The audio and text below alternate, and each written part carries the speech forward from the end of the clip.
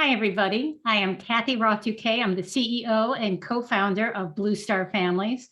Blue Star Families is your military and veteran family support organization.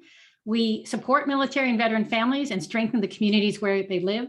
We do that by listening, sharing, partnering, and acting. So why is Blue Star Families still talking with you about Afghan allies and resettlement? We were beside you when the US military left Afghanistan. Our Pulse Poll survey back in August told us that 77% of all of you felt we had an obligation to support Afghan allies. And while August may seem like a long way off, our Afghan allies still need our support. Today, we'll be joined by numerous experts in the resettlement efforts who can share with us how we can continue to support within our local communities. You'll be able to ask your questions here in the Zoom chat, and we'll get answers for you. We want to hear from you. Don't forget to share your resources, what's working, what's not working, and anything you may need help with in your organizations and in your communities. We want this event to be useful and informative for everyone who's here. It's now my great pleasure to introduce Nazanin Ash, CEO of Welcome US. Thank you so much for joining us again and for all your partnership. Naz? Thank you so much, Kathy. It's such a privilege to join with you and to join Blue Star Families for this event. You know, the work that Blue Star Families does to build community everywhere is the animating spirit of the event we're hosting together today with you. So we're so honored to join you.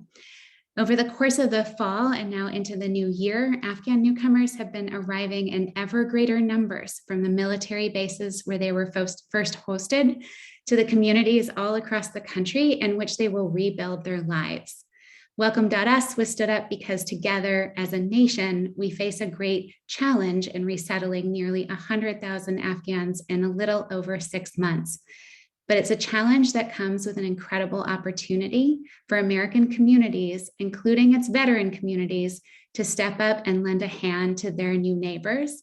And indeed, it's been our veteran communities and our diaspora-led and community-based organizations that have led the way. It's been incredibly inspiring to see veterans groups, the private sector, Afghan diaspora, and other community groups, and many civic and service organizations put their hands up to help. And our role has been, in partnership with the US government and frontline organizations, to help organize and channel and direct those contributions where it's needed most, and to provide an easy entry point for everyone who wants to help. Today, we're going to talk about specific opportunities to help, beginning with an incredible innovation that the leaders from today have helped make possible: the opportunity for Americans to directly sponsor our new Afghan neighbors through the Sponsor Circles program. I'm going to turn it over now to one of the US government representatives who helped make this program possible, Rosanna Kim.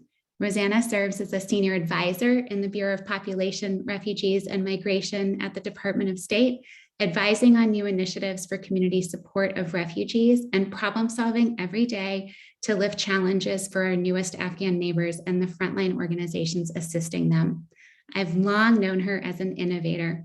Before her role at the State Department, she led on policy development and new engagement for the Refugee Admissions Project, developing recommendations on how to reimagine and strengthen our refugee admissions programs. And she's putting all of those ideas to work on the resettlement of our newest Afghan neighbors. Over to you, Rosanna, for an update on the current state of resettlement efforts. Great. So thank you so much, Naz, for that incredibly kind introduction. Thank you to Kathy and Blue Star Families for inviting me to participate in today's conversation. And really, I want to start by just thanking everyone who's on the call today for taking the time to join this conversation, recognizing that so many of you have already made such incredible contributions to this effort to support Afghan newcomers. It's a real privilege to be joining today, to have this opportunity to share an update on the historic resettlement effort that is underway as part of Operation Allies Welcome. So as Naz noted, I am based in the Bureau of Population, Refugees, and Migration, also known as PRM, in the State Department. And we, working very closely alongside our interagency partners and our partners outside of government, have been laser focused on the current phase of this operation, which is all about resettlement. Essentially, how do we ensure that we support the tens of thousands of Afghan newcomers who were evacuated to the United States over the summer? How do we set them up for success and ensure that they are well placed to integrate into the new communities across the country that they're now going to call home? As of mid-August, or excuse me, as of today, we've resettled over 76,000, or excuse me, we've welcomed over 76,000 Afghan newcomers to the United States since the launch of Operation Allies Welcome in mid-August. And we provided temporary housing for them on arrival across 8 military bases, which we refer to as safe havens. And as of today, we've been able to wind down operations at 3 of the 8 safe havens, and we've been able to support more than 65,000 Afghan newcomers who have departed safe havens and have now resettled in local communities across the country. So I want to put these figures into context. You know, it's only once in the past 20 years that the US has resettled more than 75,000 refugees from around the world, and that's over the course of an entire fiscal year. So the ongoing work that's taking place through Operation Allies Welcome, taking place just over the past 5 months, truly reflects resettlement at a historic scale and historic pace, not only in recent memory, but in the history of the US refugee resettlement program. And I want to make clear that this effort, frankly, would not be possible without the support of so many of you and your networks. As many of you know, the State Department traditionally partners with 9 nonprofit resettlement agencies to do resettlement work. All of our resettlement partners have been on the front lines of this effort to resettle Afghan newcomers with critical and invaluable support from so many of you, whether you volunteer to help resettlement agency staff greet and pick up families arriving at the airport, we've helped set up and furnish apartments before families arrive. All of this support remains absolutely vital to the success of Operation Allies Welcome. That being said, we know that right now, just over 11,000 Afghan newcomers currently remain at safe havens, waiting for communities to prepare for their resettlement. And while our resettlement agency partners are working diligently to provide support, they are extremely stretched given the historic scale and speed of this work. And so we know that they don't have the capacity to provide immediate welcome to all of those at safe havens waiting to be resettled. So this is the collective challenge that we face together, and this is where this community can play an absolutely critical role through the new Sponsor Circle program for Afghans.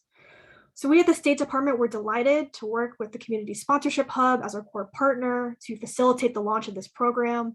I'll let the other speakers provide further detail about how this program works, but really at its heart, this program represents a new community-led initiative that empowers and enables groups of individuals from across the country, no matter where you're based, to really take the lead in welcoming Afghans into your communities and to support their initial resettlement.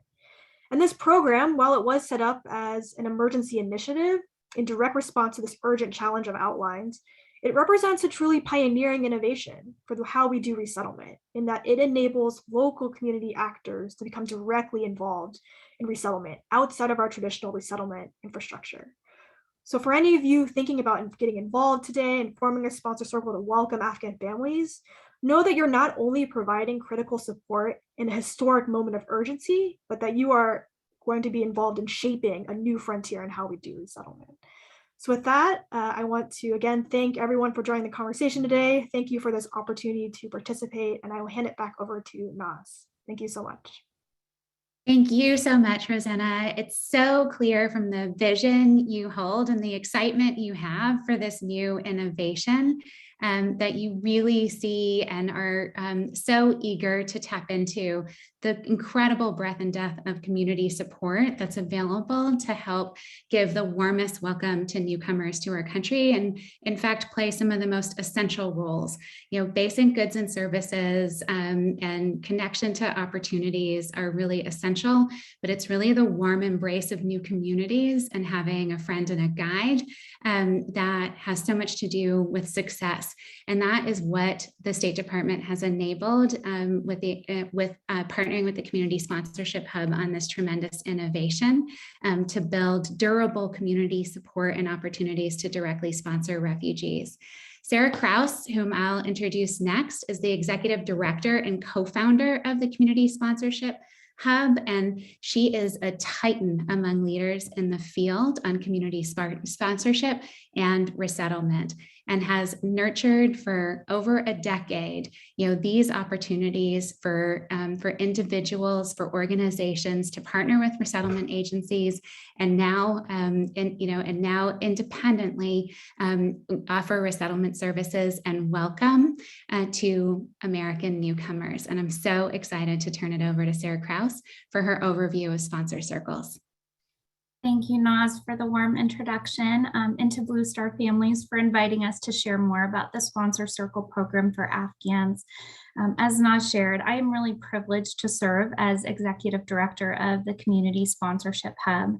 We are an organization that exists to grow opportunities for Americans, veterans, diaspora, faith communities, Rotary Club members, to welcome and support those that have been forced to flee their home countries. When Kabul fell and tens of thousands of Afghans were evacuated to the United States, we knew that there was a critical role for the American public to play in their welcome. In close coordination with the U.S. Department of State and an expanding coalition of partners, we quickly designed and launched the Sponsor Circle program for Afghans. It's a community-led response that allows groups of 5 or more Americans anywhere in the country to come together to form a sponsor circle and to welcome and support an Afghan newcomer family. Sponsor circles commit to providing a minimum of 3 months of support and leverage knowledge of their local communities to take on tasks like securing initial housing, enrolling children in school, and helping adults to find employment. Those that have sponsored have included a group of veterans in Pennsylvania, an interfaith coalition, and former Vietnamese refugees who wish to welcome in the way that they were welcomed after the fall of Saigon. To become certified as a sponsor circle, one must pull together at least 5 people who commit to welcoming. These 5 members complete background checks, develop a plan for welcoming, and commit to raising a minimum of $2,275 per newcomer to be supported. They also complete an online training and background check to ensure that they're prepared for the work ahead. And you can read more about all of this at sponsorcircles.org.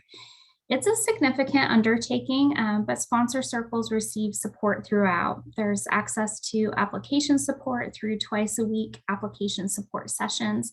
And once certified, sponsor circles have access to up to 30 days of temporary housing credits available through Airbnb.org.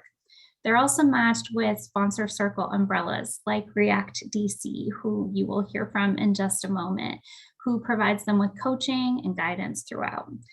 Sponsorship is an incredible act of service that can support reunification of friends and assist our Afghan allies in starting again with the support of committed community. We're really grateful to you all for your interest in this work and are very excited to support you as you consider next steps. And with that, I will turn it back over to Kathy. Kathy? Thank you, Sarah. I think it's such a creative, empowering program, the Sponsorship Circle. We're really excited about it, and look forward to inviting you back and have you answer questions from our participants in the roundtable shortly. But next, it's my pleasure to introduce Amy Marden, the CEO and founder of React DC, which is one of those umbrella groups we just talked about. Hi, Amy. So glad you could join us. React DC was created just this past year to create comprehensive, compassionate assistance to Afghan newcomers. Blue Star Families was really pleased to be able to support React DC as it got off the ground floor by providing early access to nonprofit resources and ongoing volunteer opportunities for our volunteers in the National Capital Region. As Amy had the idea and vision to help our Afghan allies and create this umbrella organization, I'm looking forward to giving her a chance to tell you more about it herself. It's been inspiring to watch you grow your effort here, Amy. I wonder if you can share with our viewers some information about React DC. Absolutely. Thank you, Kathy. And thank you for the opportunity to speak today about this really amazing and unique opportunity and unique time in American history. As Kathy said, I'm Amy Marden. I'm the CEO of React DC.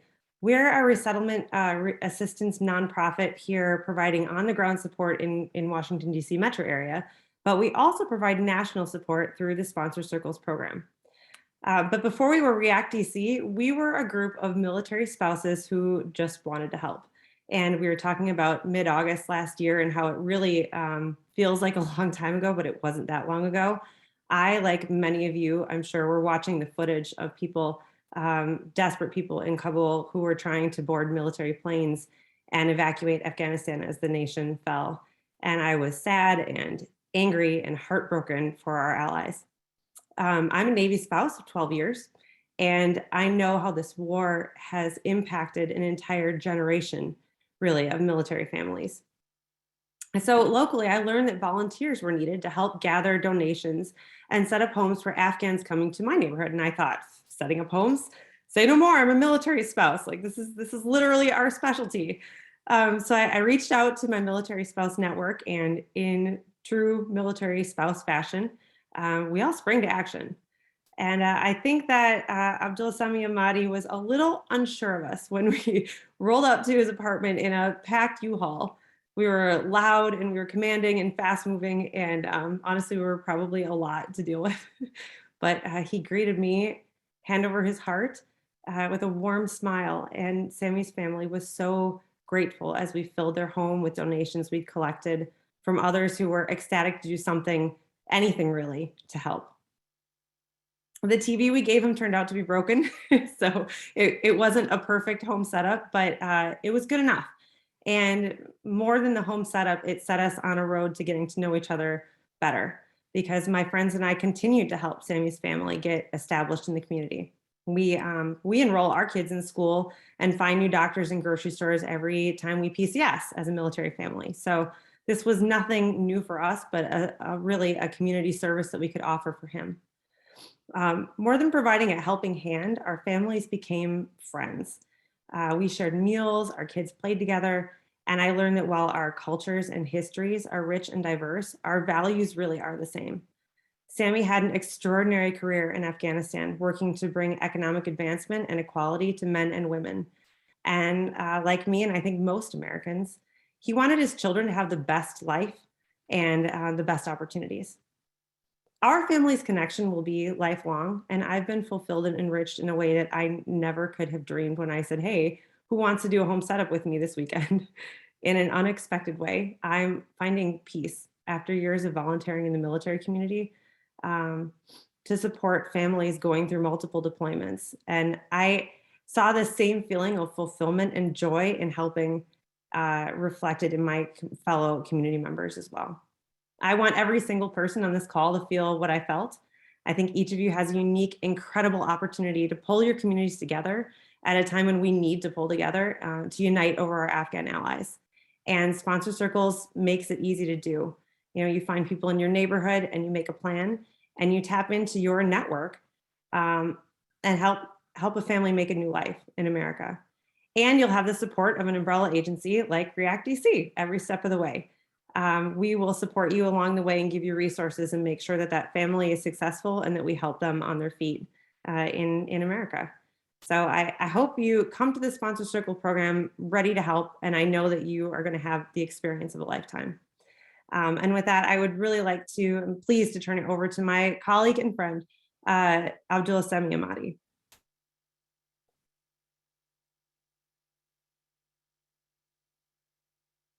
Oh, Sammy, I think you're on. There you go. Yes. Thank you so much, dear Amy. I'm really happy to see you. And many thanks for inviting me to this event. Really, I couldn't find a word to thank you and your team. I want to say something about myself. My name is Abdul Sami. I am from Afghanistan, and I arrived in the United States of America in August 2021. I have bachelor degree in agriculture, and I have more than 16 years of working experience with USAID funded program in the field of child protection, education, demobilization, reintegration, gender-based violence, stabilization, women empowerment, women political process, women in peace, good governance, and agriculture with USAID funded programs in Afghanistan. unfortunately, when the North provinces supported, the provinces that were supported under USAID program coverage, which were led by me, fell to Taliban, and the Taliban ruthlessly started community investigation, killing people, carrying out abduction, abuses. We left the North region with suffering many difficulties and discomfort, and traveled to Kabul. At that time, Kabul was not fallen to Taliban. As I had several warnings from Taliban, and once in 2014, I was injured by Taliban due to working with USAID-funded program agencies or USAID. Then I planned my travel by my own, and I coordinated my travel with one of resettlement agencies here in Virginia from Afghanistan. When I arrived in Dallas Airport, Washington, D.C., my former supervisor, he came and picked up me from the airport, and he provided warm meal, temporary accommodation for us. And later on he found an apartment for us, and we moved to our new apartment in Alexandria. Afterwards, the resettlement agencies referred my case to Amy's. Thank you, dear Amy. Amy and a group of military spouse, which later became Reacted DC to do home setup for my apartment. Fortunately, they provided all the required home supplies, as well as they connected my families with other Afghans who are living around in my apartment. Also, as you know, or about refugees, many are currently under stress, and when they left Afghanistan during war, like them, my wife was psychologically affected due to being under war in Afghanistan. They also connected us with other Afghans who were speaking the same language. This was really very useful when my family had just arrived in the United States. As the culture and environment was new or is new for us, or was new for us, I was very worried about our future, and somehow we were living under stress and depression on how to integrate, how to find a job, how to enroll my children at school, which was very important for me. Therefore, I decided again to contact Amy's group, and I asked for help. Fortunately, when I contacted them, they responded to my call, and they came to my house. And after meeting with me, my families, and after meeting or seeing the situation, immediately they provided the basic needs: clothes, food, stationery, toys for the children. And also they completed our health screening and connected us with public services like library, park, market, public transportation, as well as they provided transportation when it is required for checkup, school enrollment, and etc., which is vital and very important for a new refugee at the beginning. And by motivation and inspiring, they brought really hopes back to our family or to my family. And we didn't feel absence of our families alone. Meanwhile, the military spouses prepared my CV, trained me on job interview, how to apply for a job, as well as provided transportation for me and my family during interview. Finally, in November 1st, after 2 months of arrival in the United States, I found a job with one of resettlement agencies, and I started my first work as a case manager with them. Fortunately, at the end of December, I received another offer from Reacted DC, and I accepted that offer. And since January 2022, I joined Reacted DC as operation director in Virginia. At the end, I want to thank the military spouses individually because they integrated us to the society and inspired and motivated me and my family to stand by our feet and share our skills and experience in our new country. Fortunately, during a short period of time, we stood on our feet. And beside my family, we are supporting other refugees in the area that I'm living in. Honestly, the military spouses giving us a sense of compassion and kindness of American people and completely change our life. These are their good behaviors, good intentions, feeling, collaboration, coordination, and kindnesses of each one of them will remain with us forever. Amy and other community members are now our neighbors and will be lifelong friends, and we never forget them. Uh, we are thankful of each one of them. I appreciate for all your support, dear Amy and dear colleagues who are around this table. Thank you so much, and I'm proud of being with you. Thanks for inviting. Thanks for giving me chance just to prevent my situation here. Thank you. I appreciate it. I mean, I'm so proud to know you, proud to be your colleague and your friend, and I know that we're going to continue to learn from each other as time goes by. So I'm so happy that we could share our experience and share it with other people, and hopefully inspire them to have an experience like this too, because it's changed my life, and I know it's changed your life too. Thank So, you. thank you. So That's really amazing. Thank you so much, Sammy and Amy, for joining us and helping tell that story. And I think really help show people the upside of what getting involved with this opportunity and these sponsor circles can bring. I look forward to hearing from both of you more and the panel discussion. We've just lost you, but we're going to bring you right back. I'm going to bring back the rest of our panelists too, and this will be our chance to do some Q&A. So first off, Naz, my co-host here from Welcome US, thank you so much for your incredible leadership and what an innovative institution Welcome US is. Also, Sarah Kraus, let's bring Sarah back to talk about community sponsorship hubs, along with Beth Foster, your colleague on sponsor circles in particular. We have Beth. Bring back Amy Marden and Abdul Sami. Terrific. And with that, let me go to questions. So Amy, we heard some of the fantastic and really inspiring work that you all are doing in DC, but I heard a rumor that you are supporting a family in Alaska. So you're not just the greater DC area. Can you tell me more about that and tell me about your experiences in Alaska? Yeah, we are. We now have a sponsor circle waiting to receive a family in Alaska, which is really exciting. So part of our pleasure of being a sponsor circle umbrella organization is that we are supporting sponsor circles all over the country. So no matter what state you're in, it's possible that you could be assigned to us or list us as your umbrella organization on your application. And then we'll support you through the process. So we will take what we've learned here in the DC metro area and help you move through the process with your families too. So yeah, we could soon have sponsor circles in all 50 states. It's really exciting. Yeah, that's super exciting.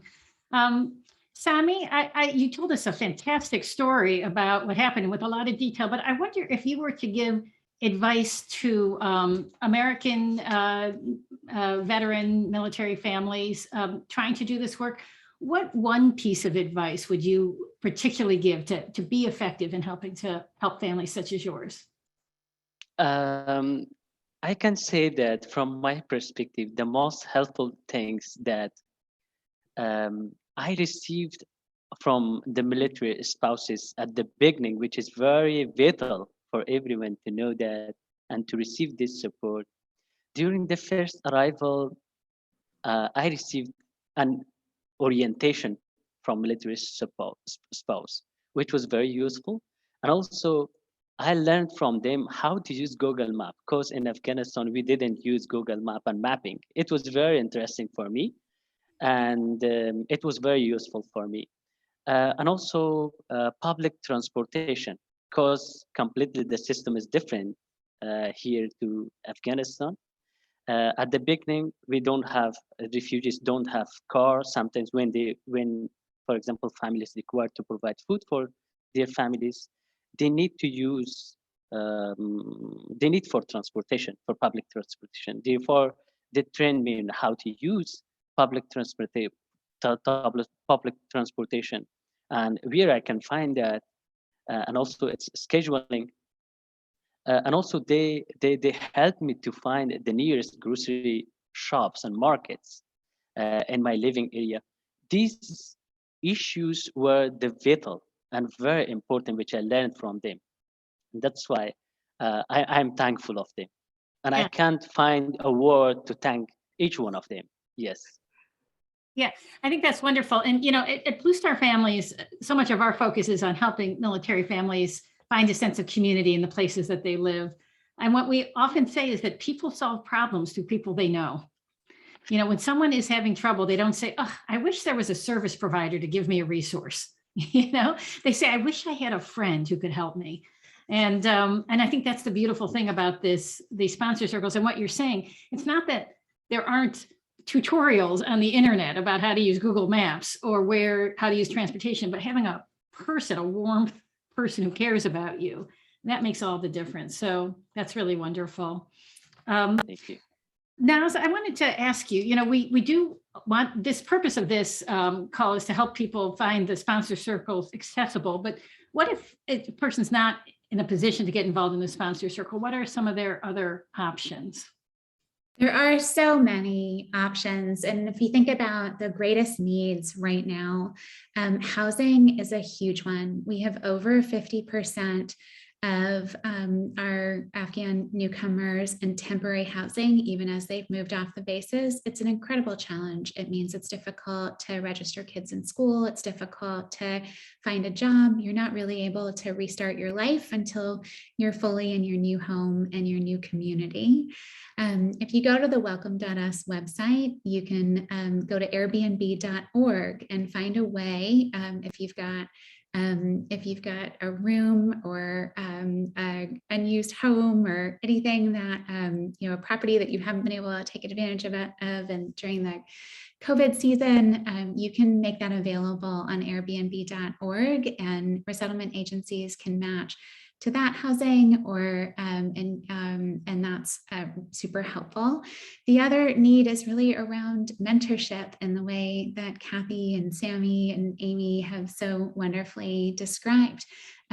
People really, it is having that friend that has everything to do with success. And so what we hear most from new arrivals is, is just wanting someone who's going to tell them how to take public transportation, tell them how to, again, like how to navigate your community, or have someone to have a meal with and say like, oh my gosh, it's just so much. And these are incredible experiences as you heard Amy and Sammy describe so meaningfully, for both, the people who are welcomed and the welcomer.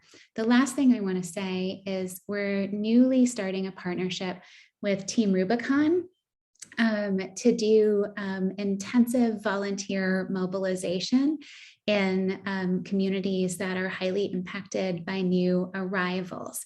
So I really encourage all of you to get involved in sponsor circles. It's deeply meaningful. If that feels like too much to start out with, volunteering with Team Rubicon and a new initiative to help resettle families will be a great way to make sure that housing is found, that household needs are met, that families are welcomed in their new communities and have all the things they need to get set up. And as mentioned, welcome.us will be partnering with them to do that, and we'll be mobilizing through our organizations and the incredible veterans networks to help stand up, an army of volunteers that can help in this time. Super. We are getting a lot of really great questions, so I'm excited to share them. Sarah, I think this one might be for you. One of our attendees asked, can I sponsor a specific person resettling here in the US, such as my Afghan interpreter for my last deployment?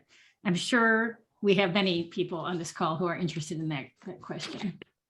Yeah, that's such a great question. And it is one of the things that I think is really special about the Sponsor Circle program for Afghans. So it is possible through your application to name a particular individual that is still at one of the military bases that you hope to welcome to your community. And because this operates outside of the traditional resettlement program, you don't need the approval of a resettlement agency to take that case. So it is something that we can support in this program. It's very exciting. Yeah, that is exciting. And perhaps as a follow-on to that, we have one that says, I know someone in particular who's arrived in the US, but needs help traveling to and getting settled in their new community. Can they choose to support them through the Sponsor Circle program, or is there another way? No, through the circle? Yeah, so through the Sponsor Circle program, once an individual has been identified, we then have a conversation with that individual at the military base to present the option to them. And if they elect to be served through the Sponsor Circle program, essentially saying, we're okay with being served by a group of volunteers rather than by a resettlement agency, we then can proceed with processing of that case. And that includes covering their travel to their final destination. So their travel is handled just in the same way that travel is handled for those that are being supported by resettlement agencies and ultimately going to new communities. Terrific. So there's a follow-on question here. I think that's related to that, which is, what does it mean for a refugee to choose to forego the government support? And does that put them at risk? Yeah, it's such a good question. So I think what's really important to note here is that what we're talking about is the initial assistance that's provided by the government. So U.S. government provides resettlement agencies with $2,275 per newcomer. It's an initial one-time payment that's meant to cover initial housing, furnishings, food, etc.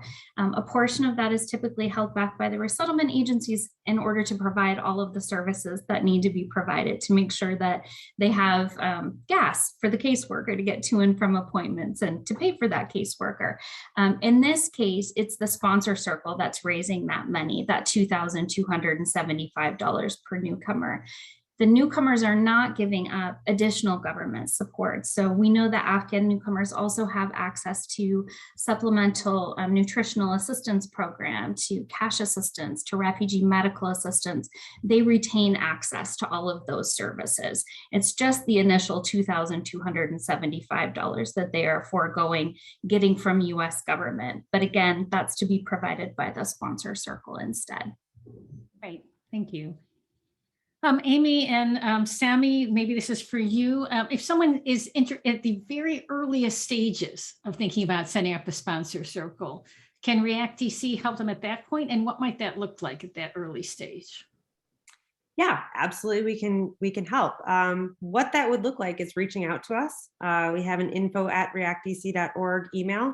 You can email us, ask your questions. We will respond to your questions. We can set up a Zoom, we can set up a call and talk about it. Again, as an umbrella organization, we're really there to support you and to encourage people to sign up for this amazing program. So anything that we can do to help you make a plan and connect you with resources through Community Sponsorship Hub is just that's our entire purpose as an umbrella organization. So yeah, please reach out to us and we'll answer your questions. That's terrific. For any of you who can answer this, I suppose we have some people who are particularly interested in helping the children. If someone says, I'd like to help the Afghan children with their experiences, what are some options available there? Who would like to respond? I can start off on that front. I mean, there are definitely organizations that focus their work on new children arriving, and you can find some of those resources on the welcome.us website. But I'd also suggest getting involved directly with your local communities and your local schools. We'd love your participation in an initiative we're developing on school inclusion. We know that the experience of being a new student in school is really difficult. Our military families know that well. And there are additional challenges for students who are coming from a different culture, context, and with a different language. And our military families can play such an incredible role in smoothing their pathway in their new communities, including in their new schools, telling the story of, Afghanistan, telling the story of their own experiences in Afghanistan, telling the story of, why we're privileged to welcome our newest Afghan neighbors here. And we're eager to partner with many community and national groups representing so many different perspectives and viewpoints on our newest neighbors who can help tell the story in communities all across the country. Yeah, I can see that really wonderful connection between military kids and Afghan kids. In fact, we have a question about a terrific military kid here on the line. My 11-year-old child has a question. She's been using her phone to communicate with her new school peers and at the playground. She's asking what's the language she needs to be focused on to speak to Afghan kids? And are there any online language classes that could help people who want to communicate to Afghan kids who may be resettling in their area? Sammy, maybe you want to answer that. For my children, just I want to give an example of my children. Fortunately, I contacted Polk Elementary School about this. They introduce a person, and she's regularly has a Zoom call two times in a week, and just she's communicating with my children and teaching my children. And somehow I can say that currently her their communication and their speaking and writing is, I feel that it is better now than me, because yeah, because school and also the resettlement agency, they supported my families by providing a volunteer, a person to teach my children voluntarily. Yes. Sammy, correct me if I'm wrong. So for our kids who are playing together, can you text in, like, I know that we text in Persian and I know it's not perfect, but it is understandable. It's close enough, right? That's the closest Google Translate supported language. Uh-huh. That works, right? Yes. Also Google is working, yeah. Google Translation is working, yeah. So I would suggest texting in Persian if there's no common language. And honestly, for younger kids, just play together.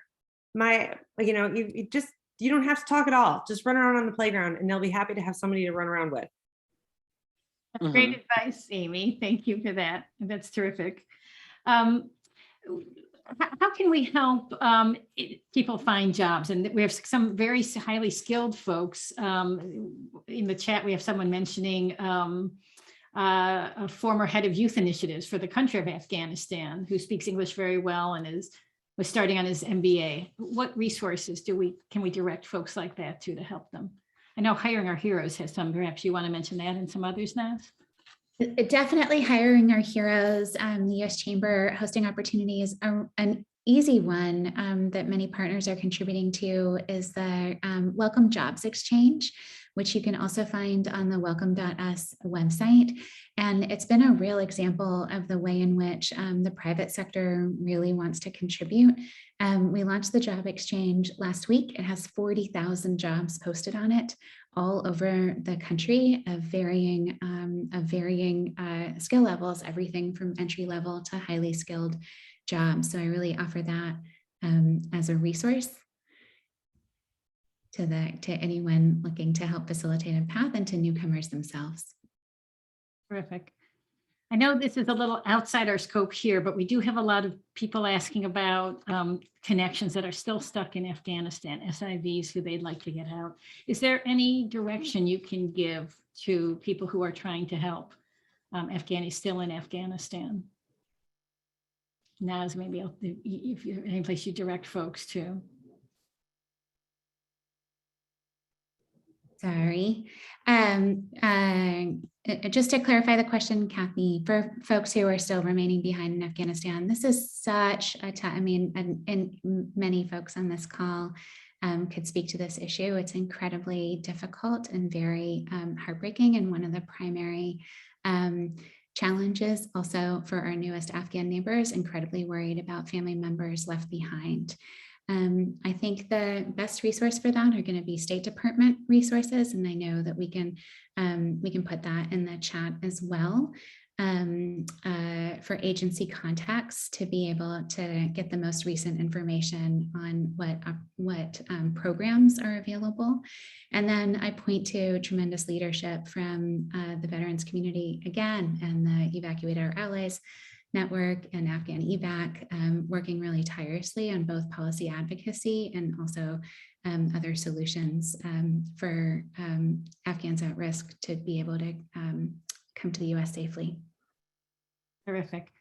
I want to thank each and every one of you for joining us here today. I know we could keep going, and I encourage our listeners to send your questions in, and we'll try to get any answer that we didn't get answered so far today. Naz, Sarah, Amy, Sammy, you guys are doing amazing work. For everyone here, we have a website that will have this webinar posted and more questions and resources available. But at this time, I'd like to move on to our next guest, who is a good friend of Blue Star Families and many of us. Rajiv Chandraskaran, I got your name mixed up. Rajiv, I'm sorry about that, from the Eames Project.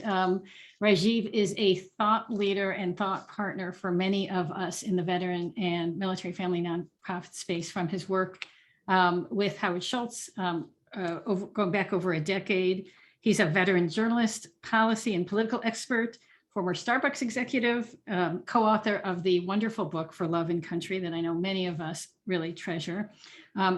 I've asked Rajiv here to talk to us about the philanthropic sector. We've heard from government and nonprofits and refugees themselves, but there are important partners that can help us do the work and see the opportunities. And so Rajiv, I'd like to invite you to tell us some about your work in this area. Great. Kathy, thank you so much. And thanks to Blue Star, your whole team, for pulling this together. I'd be remiss if I didn't begin by saying just how grateful I am, and I think I'm going to speak for everybody on this webinar, for the work that Naz and Amy and Abdul Sami and Sarah and the BSF team are doing in support of our Afghan allies, and the enormous challenge, yet the enormous opportunity that that this presents the United States. What so many of these new arrivals will bring to our country, making our nation a richer and better place, and providing safety and opportunity for so many who served bravely alongside our forces and their family members, and others who really worked tirelessly to try to build a better Afghanistan. In the midst of this crisis, and particularly in those early weeks, as we were all just punched in the gut with the stories and images of what was happening, not just in Kabul, but around the country. There emerged a brief, and still to this day, there's a silver lining to it, at least in my view. And that is, in communities across this country, in small towns and red states, in big cities and blue states, and everywhere in between, Americans were putting up their hands and saying, how can we help? Sure, people who had direct connections to the military and their families, but also many others who were moved and wanted to be a part of a solution, and really showing us the best of America.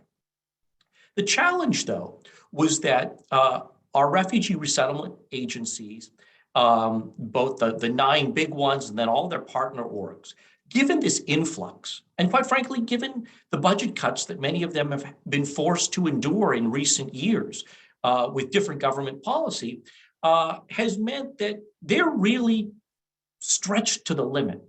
And what became clear, and this was a result of some wonderful conversations that we were having with Naz's team at welcome.us, was that, there is a gap here. You have lots of Americans who want to help, and you had an infrastructure that really was struggling to absorb that help, particularly the non-monetary help. Sure, there's a role for philanthropies, large and small, to play, but there's also a role, as we've heard, for the folks like Amy who are stepping up saying, we want to help in our communities. And for those who perhaps, aren't at that position of starting an organization or leading one, but want to volunteer time, want to donate goods and services, from clothing to household items that we know Afghan refugee arrivals need, want to donate cars, want to help teach English, want to help navigate to employment. And the true testament to the strength of our communities, neighbors helping neighbors. So, we tried to step in and along with other philanthropies, look to really help, not really even fill a gap, but to make a connection here. Because what we discovered was that there are an awful lot of REACT DCs around this country. They're at the community level. They differ from place to place, but you name it, from big cities like St. Louis and San Diego to Missoula, Montana, you have community groups that have sprung up to mobilize the goodwill of Americans and connect them to help. And in many cases, they don't just need the volunteers and the goods and services, but they need financial support. To be able to do things like run their operations, to rent a vehicle, or to get storage space, or all the other things that these great community groups need. And so, from our end, we issued an RFP to these groups, and we were blown away. 288 applications. And our partners were able to fund 60 of them, including REACT DC. So thrilled to see you here, Amy, to really help support the work that they're doing. And this isn't about, of course, there are significant financial needs that our refugee and humanitarian parolee families and individuals have. And those have to be met.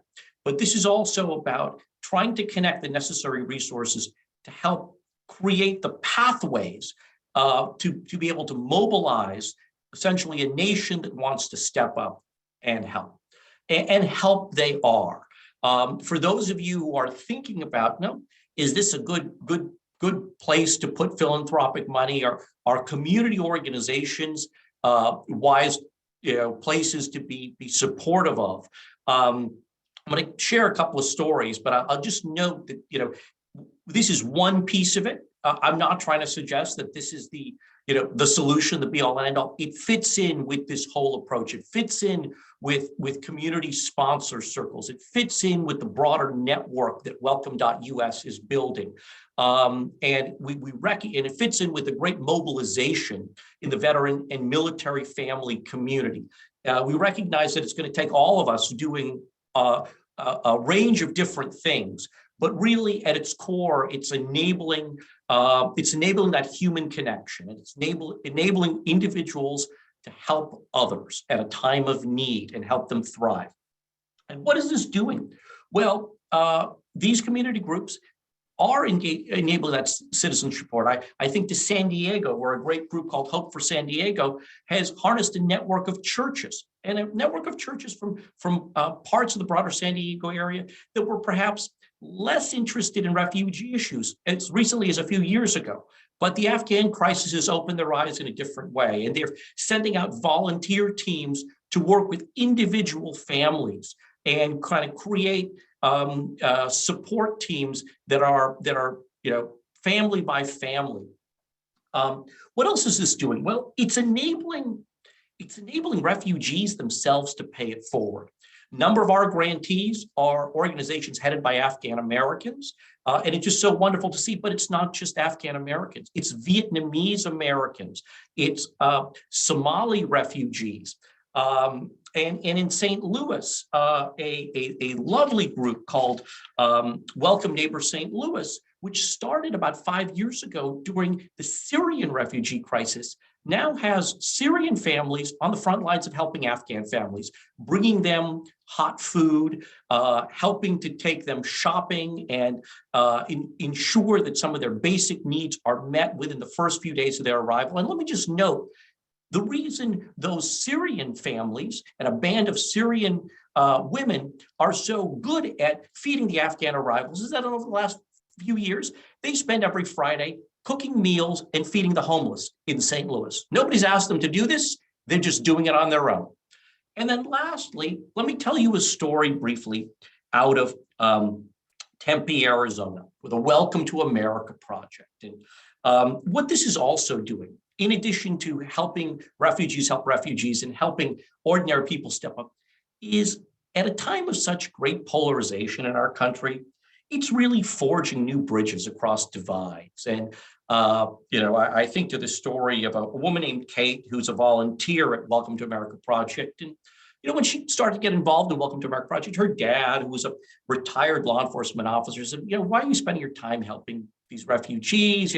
Are they even here legally? And was filled with a lot of those stereotypes about refugees. Well, among the Afghan arrivals to the Valley of the Sun was a gentleman named Aziz. He unfortunately wasn't able to bring his family with him, but Aziz had served as a police officer in Afghanistan. So Kate convinces her dad, who's reluctant, but says, come just meet Aziz. And within 5 minutes, the two of them hit it off. They speak the language of cop. It may not be, translate from Dari to English also well, but they forged a bond. And today they're friends. And so this work also shows just the power this work can have in not just forging bonds between Afghans and Americans, but reforging bonds among all of us as well. Just in conclusion, there are a myriad opportunities. If you are engaged in philanthropy at the local or national level, look to community groups as one source of your support in addition to the broader national efforts. And if you're not in a position to give significant financial dollars, but you are in a position to give your time or other resources, the good news is in almost every community across our country of any size, there are these organizations that you can plug into to volunteer and help and engage in a variety of ways. So fantastic, Rajiv. Thank you for those comments. And really very inspiring. It reminds me of, I used to work for President Clinton, and he would always say, there's nothing that's wrong with America that can't be fixed by what's right with America. And your comments and this whole panel have really reminded me of that. Right, Rajiv, one more thing. If folks are interested in who you all have vetted and wanted to lift up to have an example of what some of these organizations are around the country, is that information public? It is. We have a list of the orgs on the Schultz Family Foundation website. I'll try to, before the hour's up, just put a link in the chat. And I know welcome.us is also aware of all the grantees. They have a great compendium, and they're doing some of their own work. We've done this in partnership, obviously, but in another set of grants helping a range of community orgs. I really point you to welcome.us as the most kind of authoritative hub to navigate to some of the best of these community organizations. Thank you. Wonderful. Well, I want to thank all of our panelists and speakers today. It really is a sense of all of the energy and creativity in America. And it's very heartening for me to see how well we're all working together. We have Welcome US a lot to thank for that, because they have played an enormous coordinating function between the folks that have energy and initiative and the government. And there's nothing like cross-sector work. Blue Star Families, we like to play a role of creating transparency, making things accessible to all the members of our community, and also helping to coordinate and reduce some of the duplication. So we hope this has been useful to those of you who have joined us today, and it will be available on the website. Naz, Sarah, Amy, Sami, Rosanna, and of course, Rajiv, thank you so much for being with us today. Let us know your thoughts in our post-event survey you'll all be getting. We do these every time to improve, so please take a moment and help us continue to bring this kind of information to our community. Naz, it's been a pleasure to share this hour with you, to share the co-hosting again. I look forward to doing that more in the future. Thank you so much for the important work that you and your team do at Welcome US. Returning the thanks to you, Kathy, to Blue Star Families, and to all of the incredible organizations and individuals that are doing this incredibly important work and ensuring a warm welcome for our newest neighbors. Thank you so much for having us be a part of this. Thanks, everyone. See you soon.